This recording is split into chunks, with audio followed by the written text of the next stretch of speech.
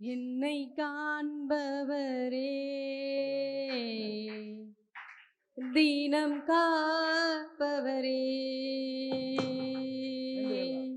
என்னை காண்பவரே, தீனம் காப்பவரே, ஆராய்ந்து அறிந்திருக்கின்றே, சுற்றி சுற்றி சூழ்ந்திருக்கின்றே, ஆராய்ந்து அறிந்திருக்கின்றே, சுற்றி சுற்றி சூழ்ந்திருக்கின்றே, நான் அமர்வதும் நான் எழுவதும், நான் அமர்வதும் நான் எழுவதும் நன்றாய் நீ அறிந்திருக்கின்றே, நன்றாய் நீ அறிந்திருக்கின்றே, என்னை காண்பவரே, தீனம் காப்பவரே, என் எண்ணங்கள் ஏக்கங்கள் எல்லாமே அறிந்திருக்கின்றே, எண்ணங்கள் ஏக்கங்கள் எல்லாமே அறிந்திருக்கின்றே, நடந்தாலும் படுத்தாலும் அப்பா நீ அறிந்திருக்கின்றே, நடந்தாலும் படுத்தாலும் அப்பா நீ அறிந்திருக்கின்றே, நன்றி ராஜா இயேசு ராஜா, நன்றி ராஜா இயேசு ராஜா, என்னை காண்பவரே, தீனம் காப்பவரே, ஒன்னும் பெண்ணும். இப்போது வாக்குத்தத்த வசனம் இங்கே வச்சிருக்கப்படும். வேணுன்றவங்க பின்னால் இருந்து வரணும், பின்னால் இருக்கிறது மேலே வரணும். ஃபர்ஸ்ட் லேடிஸ் நான் முடிச்ச பிறகு அப்புறம் பெரியவங்க எடுக்கலாம், அப்புறம் வந்து ஜென்ட்ஸ் வருவாங்க. சரியா? பெரியவங்க முதல்ல ஃபர்ஸ்ட் பின்னால இருந்து வாங்க, அப்புறம் சின்ன பிள்ளைங்க எடுக்கலாம் கடைசியா. சரியா? லாஸ்ட்ல இருந்து வாங்க. அப்படி ஆமா, பாட்டு பாட்டு பாடும்போது எல்லாம் வந்து எடுத்துக்க. முன்னும் பின்னும் நெருக்கி நெருக்கி சுற்றி என்னை சூழ்ந்திருக்கின்றே, முன்னும் பின்னும் நெருக்கி நெருக்கி சுற்றி என்னை சூழ்ந்திருக்கின்றே, உம் திருக்கரத்தால் தினமும் என்னை பற்றி பிடித்திருக்கின்றே,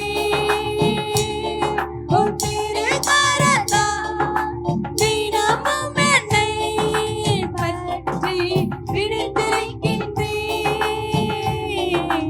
நன்றி ராஜா இயேசு ராஜா, நன்றி ராஜா இயேசு ராஜா, என்னை காண்பவரே, தீனம் காப்பவரே, கருவையும் கண்கள் கண்டன, மறைவாய் வளர்வதை கவனித்தீரே, உம் கருவையும் கண்கள் கண்டன, மறைவாய் வளர்வதை கவனித்தீரே, அதிசயமா பக்குவமாய் உருவாக்கினீர், அதிசய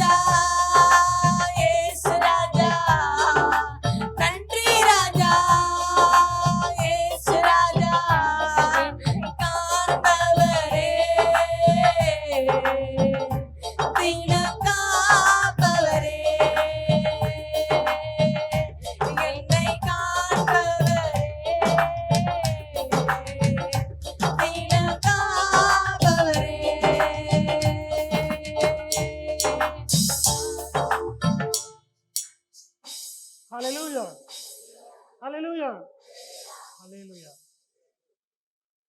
எல்லாரும் எப்படி இருக்கீங்க புது வருஷத்துல?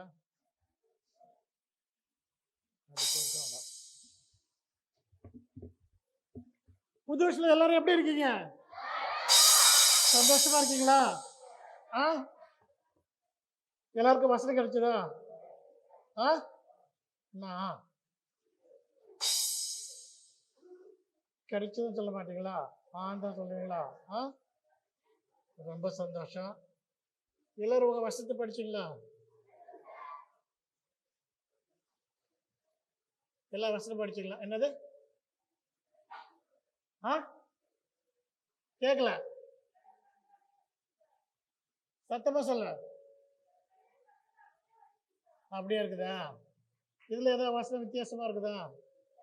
ஆ சரி, இருக்கட்டுங்க. கையெல்லாம் தட்ட வேண்டாங்க, இது கட்சி மீட்டிங் கிடையாதுங்க. சரியா? சரி, இப்போ இந்த வசனத்தை நாம படிக்க போறோம். படிக்கலாமா? ஆ எல்லாம் படிச்சு பார்த்தீங்களா? ஒரு தடவை திக்காத தடவை படிப்பீங்களா?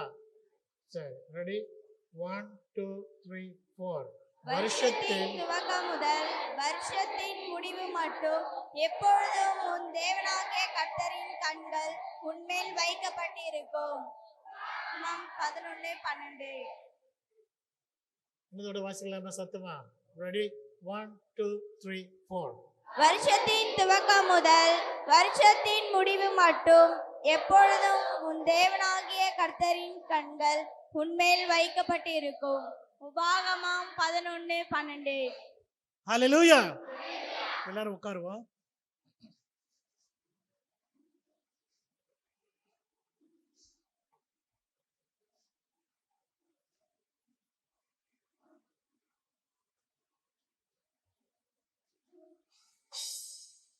இந்த வசனம் பாருங்க, முதல் 2 லைனை கட் பண்ணிட்டோம். இந்த வசனம் வந்து என் மனைவி தான் அதை வந்து செலக்ட் பண்ணாங்க. என்ன? உபாகமம் யார் எழுதுனது தெரியுமா உங்களுக்கு? மோசே எழுதுனது. ஆதியாகமத்திலிருந்து உபாகமம் வரைக்கும் யார் எழுதுனது? எல்லா புஸ்தகமுமே மோசே எழுதுனதா? இது மோசே எழுதுனதா? என்ன? இது பாருங்க, இந்த வசனம் 12 வருஷம் படிக்கிறேன் நான். அது உன் தேவனாய கர்த்தர் விசாரிக்கிற தேசம். எது உன் தேவனாய கர்த்தர் விசாரிக்கிற தேசம்? உன் தேசம். அந்த வருஷத்தின் துவக்கம் முதல் வருஷத்தின் முடிவு மட்டும் எப்பொழுதும் உன் தேவனாகிய கர்த்தரின் கண்கள் அதன் மேல் வைக்கப்பட்டிருக்கும். என்ன? வருஷத்தின் துவக்கம் முதல் வருஷத்தின் முடிவு மட்டும் எப்பொழுதும். அதான் முக்கியமா நீங்க தெரிஞ்சுக்கணும். வருஷ தொடக்கத்துல இருந்து வருஷம் முடிவு வரைக்கும். இன்னைக்கு நம்ம பார்க்கிறோம், என்ன பண்றோம்? கோயிலுக்கு வரட்டு என்ன பண்றோம்? கோயிலில் போயிட்டு என்ன பண்ணிட்டு வரோம்? பாதி நேரத்தில் ஏதோ மற்ற ஏதோ காரியத்தை பார்த்துட்டு வரோம். இங்கே ஆனால் ஆண்டவரோட இயேசு தேவன் சொல்றாரு, வருஷத்தின் துவக்கம் முதல் வருஷத்தின் முடிவு மட்டும் எப்பொழுதும் உன் தேவனாகிய கர்த்தரின் கண்கள் அதன் மேல் வைக்கப்பட்டிருக்கும். ஒரு நிமிஷம், ஒரு செகண்டு, ஒரு சிட்டி கூட என்னது? அவருடைய கண்கள் உன்னை விட்டு விலக்கப்படாது. இது பாருங்க, உபாகமத்தில் எழுது மோசே சொன்னீங்க. இதில் எல்லாமே இந்த உபாகத்தில் பார்த்தீங்கன்னா அவர் சொன்னார் தான் மோசே எழுதியிருப்பார். என்ன? கர்த்தர் சொன்னதாவது என்ன அப்படின்னு சொல்லி எழுதியிருப்பார். ஏன்னா அவர் வந்து இது எழுதி முடிச்ச பிறகு பார்த்தீங்கன்னா அவர் என்ன பண்ணுறாரு? அந்த மலையில், நேபோத் மலையில் போய் என்ன பண்ணுறாரு? பிஸ்தான கொடு முடியல, தன்னுடைய உயிரை விடுறாரு. என்ன? அப்போ அதுக்கு முன்னால் இவர் இது எழுதுறாரு. என்ன? அந்த இஸ்ரேல் ஜனங்க வருஷப்புறம் எங்கே இருந்தாங்க? பாலைவனத்தில் இருந்தாங்க. இப்போ வந்து என்ன பண்ணுறாங்க? கானான் தேசத்துக்கு போக போகிறாங்க. என்ன? கானான் தேசத்துக்கு போகிறதுக்கு முன்னால் அந்த கர்த்தர் சொல்கிறாரு, இந்த வருஷத்தை கொடுக்குறாரு. என்ன?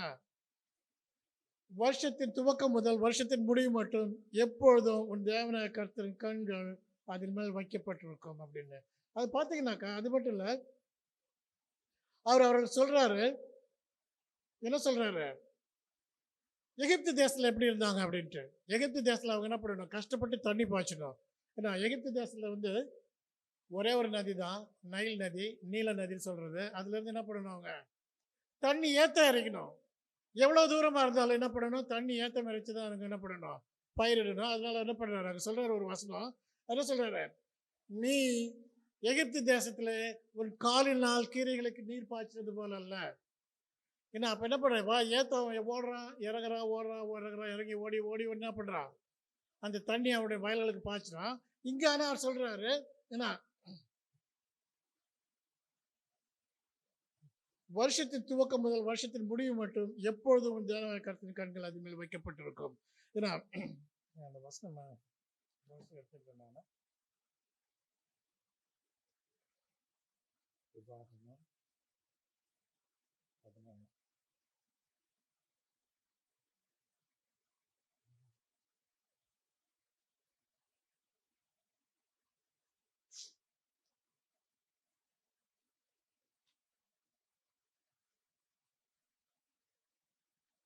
நீ இது உபவாகம் 11வது அதிகாரம் 10வது வருஷம் பார்த்தீங்கன்னாக்கா, நீ சுதந்திரிக்க போகிற தேசம் நீ விட்டு வந்து எகிப்து தேசத்தை போல் இராது.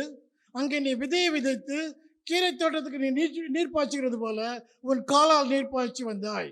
நீங்கள் சுதந்திரிக்க போகிற தேசமோ மலைகளும் பள்ளத்தாக்குகளும் உள்ள தேசம். அது வானத்தின் மழை தண்ணீரை குடிக்கும் தேசம். அது உன் தேவனாகிய கர்த்தர் விசாரிக்கிற தேசம். வருஷத்தின் துவக்கம் முதல் வருஷத்தின் முடிவு மட்டும் எப்பொழுதும் உன் தேவனாகிய கர்த்தரின் கண்கள் அதன் மேல் வைக்கப்பட்டிருக்கும். பாருங்க, அப்ப எகிப்து தேசத்துலேருந்து வராங்க. வர நேரத்தில் என்னென்ன நடந்ததுன்னு அந்த அதிகாரம் படித்து பார்த்தீங்கன்னா நான் போட்டிருக்கோம். ஒன்றாவது வருஷத்துல இருந்து இங்கே வரும்போது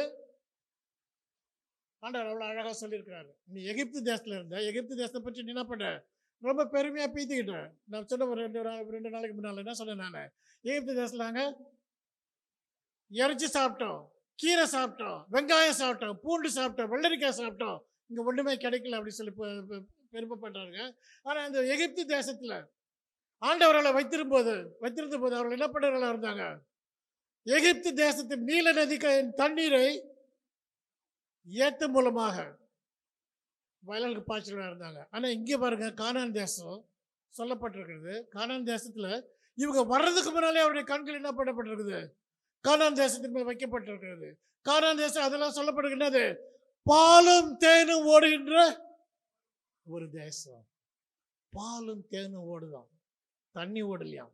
அப்போ அவர் ஆண்டவர் அந்த தேசத்தை எப்படி வச்சிருப்பாரு பாருங்க, பாலும் தேனும் ஓடுகிற தேசம். ஏன்னா இன்னைக்கு அமெரிக்காவை பற்றி அதை பற்றி தான் சொல்கிறாங்க, பாலும் தேனும் ஓடுகிற தேசம் அப்படின்னு. அதில் நிறைய பேர் என்ன பண்ணுறாங்க, அமெரிக்காவுக்கு போகணும்னு ஆசைப்படுறாங்க. ஆனால் இங்கே கானான் தேசம் ஆண்டவர் தெரிந்து கொண்ட தேசம், ஆண்டவர் உங்களுக்காக தெரிஞ்செடுத்த தேசம், ஆண்டவர் இஸ்ரவேல் ஜனங்களுக்காக தெரிஞ்செடுத்த தேசம்.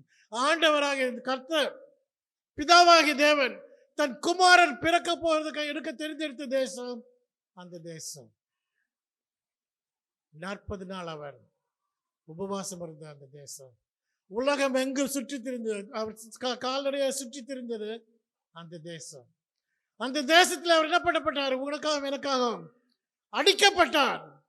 உனக்காக எனக்காக என்ன பண்ணார், ரத்தம் சிந்தினார். அந்த தேசம் எப்பொழுதுமே பிதாவை தேவனுடைய பிரசன்னத்தில் அது வைக்கப்பட்டதாக இருந்தது. அவர் எப்பொழுதும் பார்க்கிற தேசமாக இருந்தது.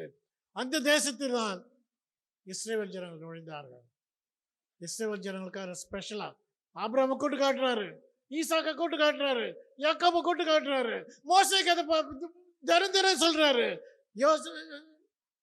ஜாஷுவா கதை தினம் சொல்றாரு. இஸ்ரவேல் ஜனங்களுக்கு தினம் சொன்ன காரியம் அந்த தேசம் பாலும் தேனும் ஓடுகின்ற தேசம், பாலும் தேனும் ஓடுகின்ற தேசம். அந்த தேசம் ஆண்டவர் கண் முன்னாக எப்பொழுதும் வைக்கப்பட்ட தேசமா இருக்கிறது. அந்த தேசம் தான் நீ சொல்றது வருஷத்து துவக்கம் முதல். இதுல பாருங்க, எழுத பார்த்தீங்கன்னாக்கா கடைசி வசனம் உபாகமம் 34:12 பார்த்தீங்கன்னா, கர்த்தரை முகமுகம் அறிந்த மோசையை போல ஒரு தீர்க்கதரிசியும் இருந்து அப்புறம் எழுப்பினதில்லை என்று சொல்லப்பட்டிருக்கிறது. மோசையை போல ஒரு தீர்க்கதரிசி. அப்ப இந்த மோசை எழுதின அந்த 5 புஸ்தகங்களும் ஆதியாகமம், யாத்திராகமம், லேவியராகமம், என்னாகமம், உபாகமம் ஒரு வல்லமையான புஸ்தகம். ஏன்னா அவர் தன்னுடைய சொந்த அனுபவத்தை அந்த இடத்துல சொல்லுகிறார். ஏன்னா கர்த்தருடைய கண்கள் அந்த இடத்துல வைக்கப்பட்டிருக்கும். அப்ப கர்த்தர் அந்த இடத்துல என்ன பண்ணிட்டு இருக்கிறார், தினைக்கும் பார்க்கிறவரா இருக்கிறார். அந்த இடத்தை பார்த்து அதை அனுபவிக்கிறவரா இருக்கிறார், சந்தோஷப்படுறவரா இருக்கிறார். கர்த்தரை முகமுக அறிந்தவனும் முகமுகமாக பார்த்தவன், முகமுக எதிரெதிராக உட்கார்ந்து பேசுகிறவன், முகமுகமாக உட்கார்ந்து கற்பனைகளையும் கட்டளைகளையும் விதிமுறைகளையும் பேசுகிற மோசே சொல்றாங்க. இது கர்த்தரால் எப்பொழுதும் பார்த்து கொள்ளப்பட்டிருக்கிற தேசம் என்று. அந்த மாதிரியான ஒரு இடத்துல ஆண்டவர் உங்களை வைத்திருக்கிறார்.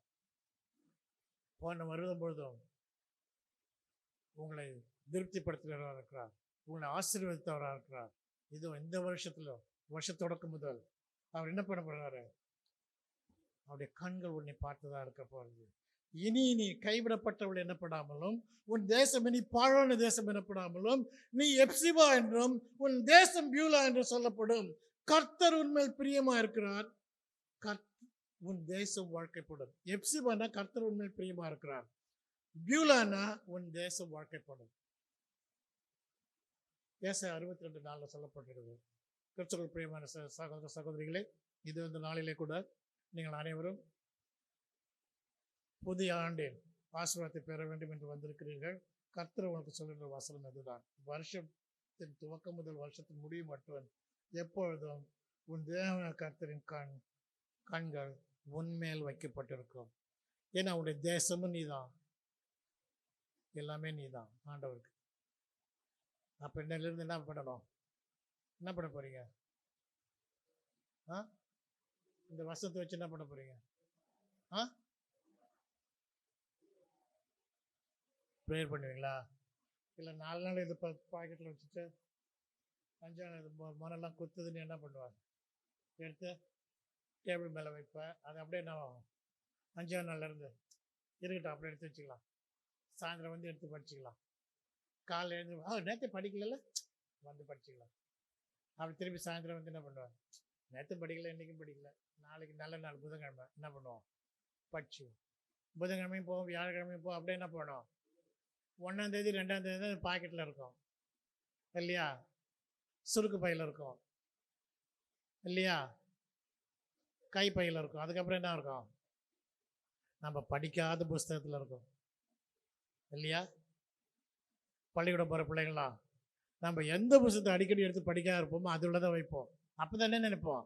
இனி இந்த புத்தகத்தை திரைக்கு எடுத்து படிக்கணும். எதுக்காக எடுத்து படிக்கணும்? இதுக்காக எடுத்து படிக்கணும். ஆனால் இதுக்காக எடுக்கிறதுல எதுக்காக எடுக்கிறது இல்லை. ஆனால் கர்த்தராகிய தேவனுடைய கண்கள் இப்பொழுது முதல் உன்மேல் வைக்கப்பட்டிருக்கிறது. நீ சொன்ன நான் கர்த்தரின் மெய்ப்பொருளாக இருக்கிற நான் சாட்சி அடையும். இஸ்ரவேல் ஜனங்கள் கானான் தேசத்தில் வந்தார்கள். கானான் தேசத்து சுகத்தை அவர்கள் அனுபவிக்கும் போது என்ன பண்ணாங்க? ஏன் ஆண்டவர் மறந்துட்டாங்க, ஆண்டவர் மறந்துட்டாங்க, ஆண்டவர் மறந்துட்டாங்க.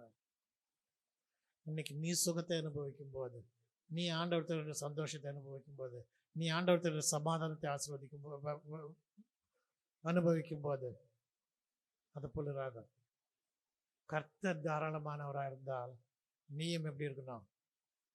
தாராளமாக இருக்கணும். மற்றவர்கள் அன்பு செலுத்தணும், மற்றவர்கள் மன்னிக்கிறவர்களாக இருக்கணும், ஆண்டவரை எப்போ மகிமைப்படுத்துறதா இருக்கணும். கர்த்தர் தாராளமாக இருக்கும்போது நீ என்ன இருக்கக்கூடாது? வன்கண்ணனாக இருக்கக்கூடாது. ஜெபிப்போமா?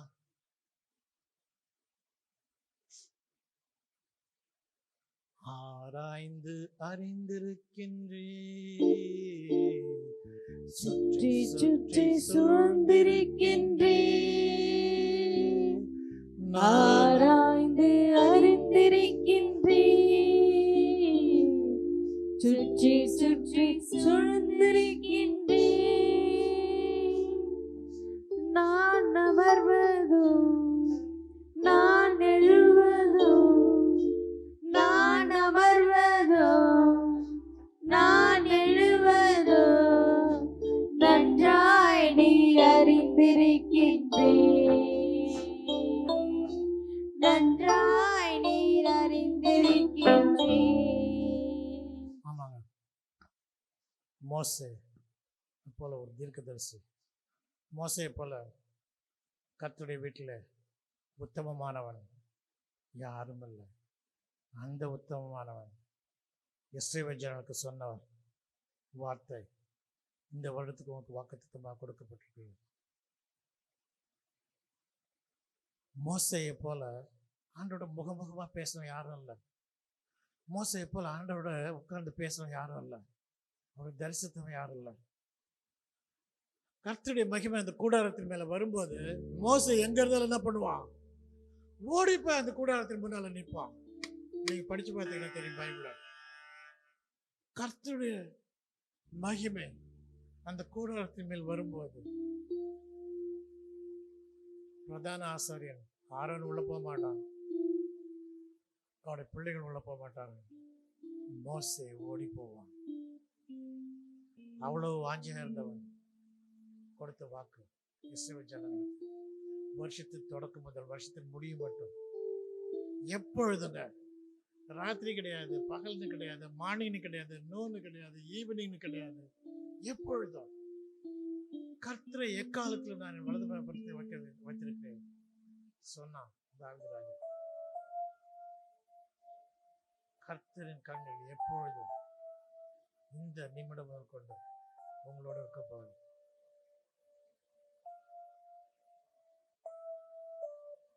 எல்லாருமே குற்ற பரமத்தப்பனே, தேவாதி தேவனே, கர்த்தாதி கர்த்தாவே, ராஜாதி ராஜாவே, உம்முடைய வாக்குத்தத்தம் சுவாமி, உம்முடைய வார்த்தைகள் சுவாமி உண்மையானவன் சுவாமி, உம்முடைய வார்த்தைகள் சுவாமி கேதுரு மரங்களை பிளக்கிறதா இருக்கிற சுவாமி, உம்முடைய வார்த்தை உயிருள்ளதா இருக்கிற சுவாமி, உம்முடைய வார்த்தை இருபுறமும் கருக்குள்ள பட்டயமா இருக்கிற சுவாமி, நம்முடைய வார்த்தை பொன்னிலும் பசு பொன்னிலும் சுத்தமானதா இருக்கிற சுவாமி, உம்முடைய வார்த்தை சுவாமி மண் குகையிலே 7 தரம் புடமிடப்பட்ட வெள்ளிக்கு ஒப்பா இருக்கிற சுவாமி, உம்முடைய வார்த்தை உம்முடைய வாயை விட்டு புறப்படும் ஒவ்வொரு வார்த்தையும் நீர் எதற்காக அதை அனுப்பினீரோ அதை முடித்து விட்டு திரும்பும் அப்பா. ஒன்று வெறுமையாக உம்மிடத்தில் வருவதில்லை சுவாமி. உம்முடைய வார்த்தை இந்த வருஷத்திலே சுவாமி எங்கள் கால்களுக்கு தீபம், எங்கள் பாதைக்கு வெளிச்சமா இருக்க வேண்டிய சுவாமி. உம்முடைய வார்த்தைகளை நாங்கள் தினமும் உட்கொள்கிறவர்களாக இருக்க வேண்டிய சுவாமி. உம்முடைய வார்த்தை தேனிலும் தேனிலும் இனிமையானது என்று சுவாமி உம்முடைய தீர்க்கதரிசிகள் சொல்லியிருக்காங்க சுவாமி. உம்முடைய வார்த்தை கர்த்தராகிய இயேசு கிறிஸ்து, உம்முடைய வார்த்தை எங்களுக்காக மாமிசமானது சுவாமி. இது அந்த நாளில கூட சுவாமி அந்த மாமிசத்தையும் ரத்தத்தையும் உட்கொள்ள போகிறோம் சுவாமி. உம்முடைய பரிசுத்த பந்தியில் பங்கு பெற போகிறோம் சுவாமி. உம்முடைய கண்கள் எப்பொழுதும் எங்கள் மேல் நோக்கமா இருக்க கடவுள் சுவாமி. நீரே எங்களை ஆசீர்வதித்து வளர்த்த வேண்டும், பந்திக்கு தகுதியாக்க வேண்டும் என்றும் எங்கள் அருமனார் இயேசு கிறிஸ்து மூலமாக வேண்டிக் கொள்கிறோம் பிதாவே, ஆமென். இது அந்த புதிய வருஷத்தின் புதிய நாளிலே, தொடக்க நாளிலே கர்த்தர் உங்கள் ஒவ்வொருவரும் தனித்தனியாக பேய்ப்புறம் தொட்டு ஆசீர்வதித்து காக்க கடவர். கர்த்தர் தம்முடைய முகத்தை மேல் பிரகாசிக்க பண்ணி உங்கள் மேல் கிருபையா இருக்க கடவர்.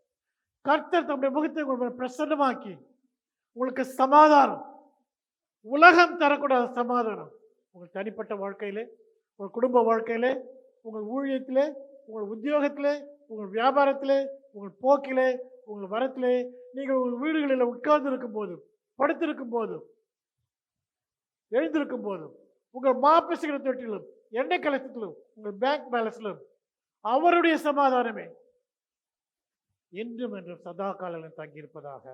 ஆமென். ஹல்லேலூயா, ஹல்லேலூயா, ஹல்லேலூயா. ஆராய்ந்து அறிந்திருக்கின்றே, சுற்றி சுற்றி சூழ்ந்திருக்கின்றே,